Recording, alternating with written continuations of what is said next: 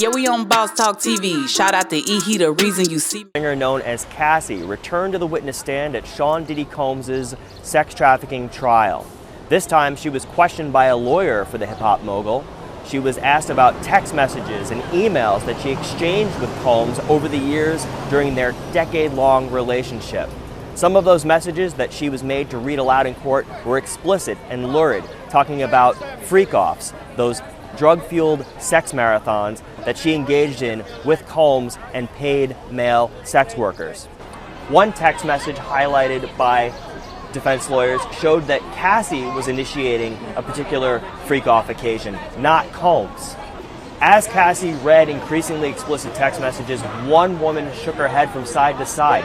Other jurors looked intently at monitors in front of them that displayed the messages so they could read them and follow along. Sean Combs sat at the defense table, leaning over toward his lawyer as they looked at a laptop computer where the messages were displayed. And at the end of the day, defense lawyers sought to portray that now infamous security video where Combs is seen attacking Cassie at a Los Angeles hotel. They suggested that he may have been high on a bad batch of drugs. Wow, guys, make sure you like, subscribe to the channel. Make sure you guys share what we got going on over here. And if you want to do whatever, donate, whatever you guys doing, we with it. As long as you rocking with us, man. Listen, man, Boss Talk 101 reviews, man. Look at what's going on with Cassie.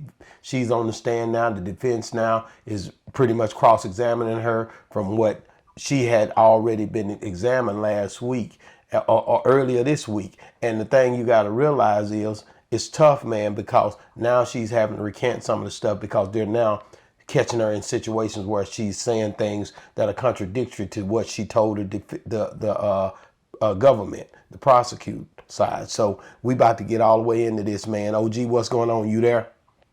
Yeah, man, I'm here. We the defense was kind of light on her today, and this is one of the points that I see when you have this kind of defense. That they don't go in and ask the hard questions, to me, the hard questions, you know?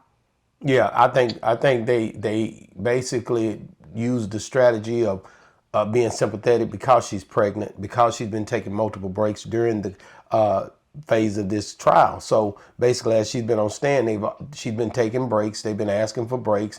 They've been taking it easy on her on the government and prosecuting side, so they wanted to complement that, I believe. And at the end of the day, they've done a great job. They brought a woman in. I'm hearing Steele was the one that suggested that they brought this lady in to cross-examine her and to soften her up. And I think today it'll get more intensified. Yeah, well, they,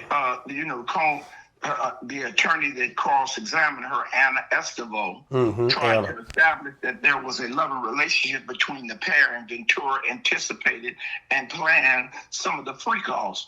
Ventura described these events as one of which Combs instructed Ventura for various drugs and hired male prostitutes to have sex with them while he watched. The defense relied on the text messages between the pair of Ventura saying, "I can't wait either," for the freak-offs, which she always referred to as FO, and that she enjoyed them, and we both did it.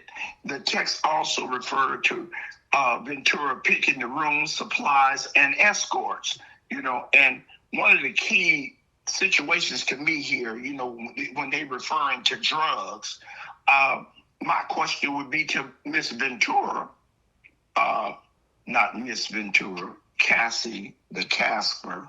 The question I would ask, when you met Sean Puffy Combs, was that the first time you ever took drugs? Correct, and I would definitely need to have to know that as well. And another thing that just crossed me, my mind when you was talking about this is, okay, if you now admitting to you like the freak-offs, now do you become also one that's now could be charged because you was initiating a lot of this? Aiding and abetting. So that's what becomes a deal for me. Now you got to be careful because that's a thin line. Now you're with him. You're saying you was enjoying it. You made a lot of the calls. So therefore you're just as much to blame as he is. Plus, now that they're bringing out the facts like this reporter just said, basically, let's be real. If he was on drugs when some of this stuff was happening, you was on drugs, both of y'all are claiming to be on drugs, he gets the same pass that you get. So, I mean, or either he get the same terms on him legally as you get. So there again, this is where you always, I gotta agree with you, and I don't like doing it, but this is where you show the biasness between the male and the female and the way she's being depicted toward as the way he's being depicted toward as. You know, I think that's total bull crap, to be honest with you. No, I mean, and you got to realize that while she's on the stand, she's more likely than not then already got total immunity from the prosecution. So she can say whatever she wants and she's not going to get charged. Correct. And I think that's what they're banking on. But I think what Steele and team is doing over there with that defense team is going to always bring it out. Correct. They're going to bring it out. And I know that's what they're doing. Yeah. But so I hope they dig in, but I'd be on her so hard she'd have the baby right there in the courthouse. OG, what do you think about the fact that she's initiating these freak offs like that? Like she was into it, and now the fact that they're saying, okay, Diddy was high all the time as well. Both of them was high like this, but she was more under the influence of drugs than he was, according to them. He was able to maintain a little bit more than she was. And he's tried to stop. He came out yesterday that he tried to stop her from just diving all the way into them drugs like that, and ran a few of her druggy friends off that kept bringing it to her. Mm-hmm. Mm-hmm. Well, you can always play that the woman is the more meek and the woman is the more, and the man, he's a man.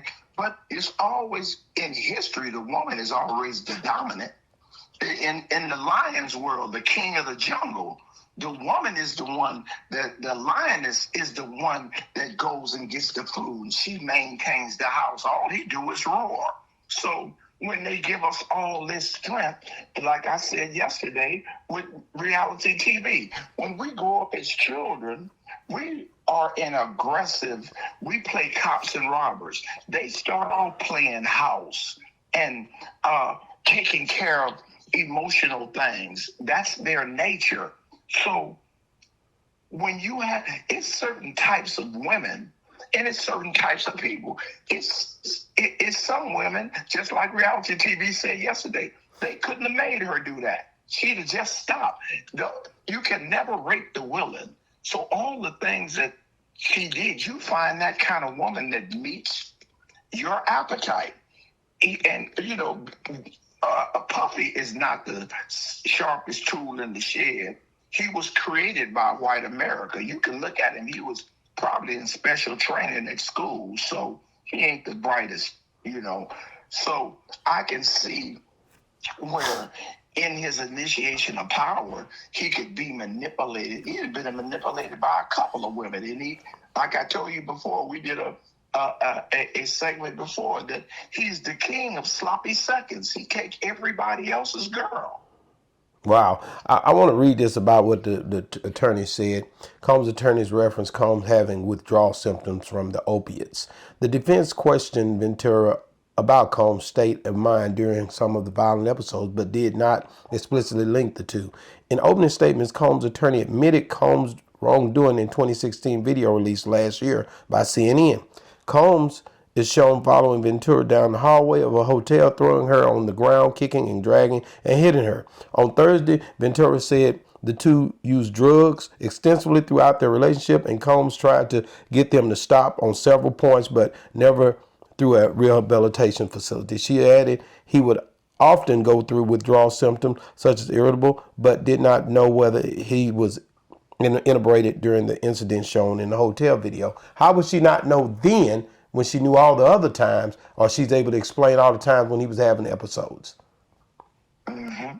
Mm-hmm. So, I would think that they wanted to influence. That would seem like they, when you're at a hotel like that right there, you and I both know it's been a hell of a night. You know what I mean? They've been having a good time. So I would agree that there was some stuff going on here. They showed the rest of the video as well. And you could tell, you know, the security and other people were involved and came up and looked and was around, you know. These are episodes that, now get this, this happened long before she left him. So that's a part right there that people are leaving out. They did this and then went on with life. And that's the part I keep saying, like, we can't ignore the fact that they went on with life and they kept doing whatever the heck they was doing throughout their relationship. And it was a forgiving, or either it wasn't even nothing. It was something they did all the time, or maybe that was the only time it ever happened. But at the end of the day, we know they stayed together. And I think that's something to be duly noted, that she would stay, and that shows that they was still, yet again, as she expressed, doing all this stuff together. So it's crazy to me how they can turn it and twist it to be just a Diddy thing, when I think there's other parties involved, even to the set of freak off. Where's this big freak off party that all these people keep talking? Where is this party at that they keep talking about, OG? Where I hadn't heard about it yet. And as you said, I hate to just agree with you, but you are doing a good job. You're doing better. You say we got to do better. You're doing better. Whatever, man.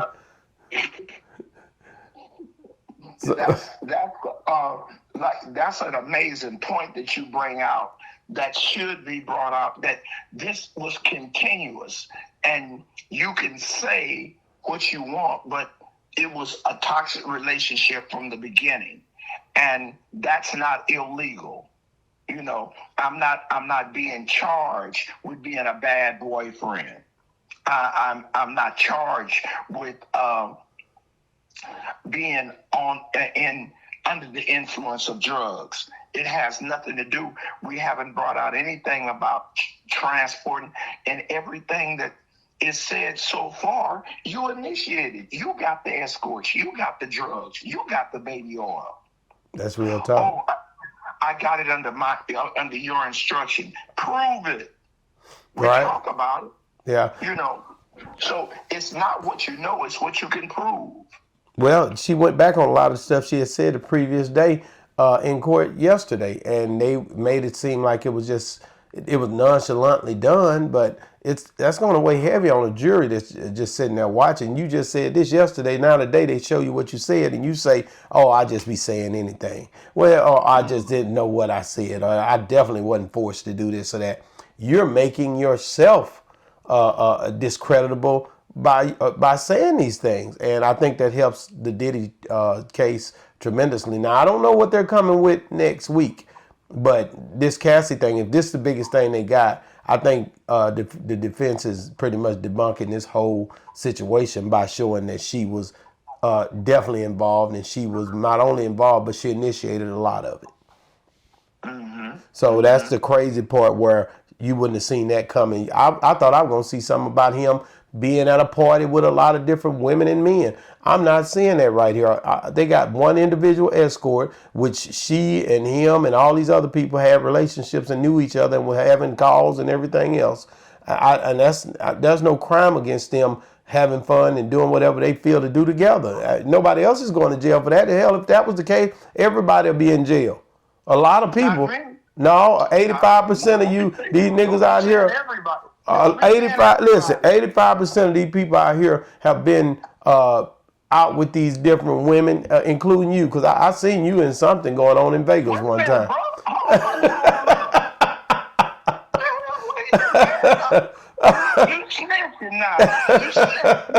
I mean, I just know that you're a ladies' man, so I just put it like that. No, the ladies love you. You might not. I don't know what y'all do, but I mean, a lot of people taking pictures with you, OG. That's all I'm gonna say. It's a lot of people taking pictures with you. They take pictures with you too, bro. Man, see, man, that little undercurrent trying to think like I know those sir, incorrect statement here. Well, OG, I think one of the things we're gonna see coming out today and next week, we got to see some more people taking the stand. I also had seen where they had, I seen an article where they were saying that she was accused by Diddy of liking Michael B. Jordan. I think that's why his name came up. Is that was one of the things that they had asked about, that she was accused of. Like, he used to just accuse me of being with this. That's normal stuff in a relationship where niggas, man, what you doing trying to holler at that dude? Or you looking at that dude pictures on the magazine or on the phone? Or that's normal stuff. Everybody doing a lot of this stuff in daily life, man. That's right. That's right. Now, the part about him hitting her, I don't agree with that, but I don't know what was going on in that room before he come out there and hit her. You don't know that She part. was stealing. That's what. OG, you keep saying that. You don't have no concrete evidence that woman was stealing. You don't have no concrete evidence. You don't have sex with somebody. I'm finished with a woman, she out the door. OG, you ain't no only one to do all that is you. Like, ain't no everybody putting the woman out the door after they done with her. 85% of us, after we ejaculate, we tired. We don't want to cuddle. Some of you honeydews want to lay. Watch yourself, man. So I ain't got nothing to talk to a woman after we finish. Wow, boy, I tell you, boy, and that's why you right now single and liking to mingle still at the age you is, man. Get on with your bad self. Out by 2. Well, hey, man, guys, get in the comments, man. Me and OG just sitting here just kind of giving you guys an update. Try to do it, daily, but let us know what you think about Cassie and her being cross-examined, and how does this look for her? Do you feel like she's going to be okay in this situation, or do you feel like this helps or hurt Diddy's case? The way that they're looking at the way she's responding to these questions, is this going to help or hurt Diddy? Get in the comments and let us know what you think right now. Boss Talk 101. But also review. But make sure you look at right here, because you'll see the next video, man, where Tory's father, Tory Lanez sent his father a heck of a message yesterday, and then other stuff is coming out. Boss Talk 101 review. Yeah, we on Boss Talk TV. Shout out to E. He the reason you see me.